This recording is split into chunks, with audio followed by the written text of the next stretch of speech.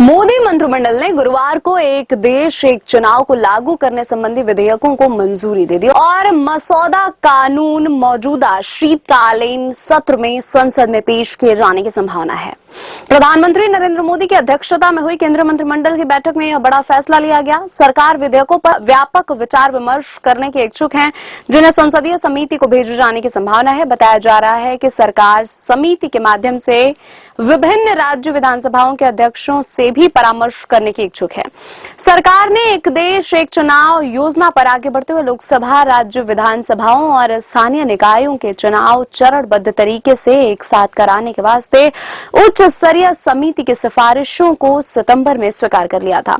इसमें अनुच्छेद 83(2) में संशोधन करने और लोकसभा की अवधि एवं उसे भंग करने से संबंधित नए उपखंड 3 और 4 सम्मिलित करने का भी प्रस्ताव है। उसमें विधानसभाओं को भंग करने और एक साथ चुनाव शब्द को सम्मिलित करने के लिए अनुच्छेद 327 में संशोधन करने से संबंधित प्रावधान भी है।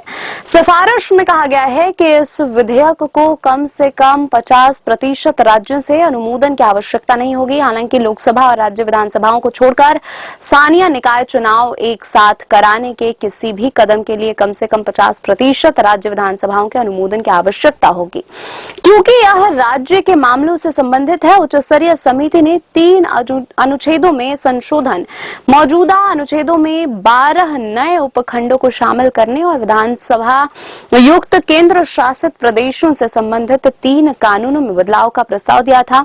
संशोधनों और नई प्रविष्टियों की कुल संख्या 18 है। आम चुनाव की घोषणा से ठीक पहले मार्च में सरकार को सौंपी गई अपनी रिपोर्ट में समिति ने एक देश एक चुनाव प्रणाली को 2 चरणों में लागू करने की सिफारिश की थी।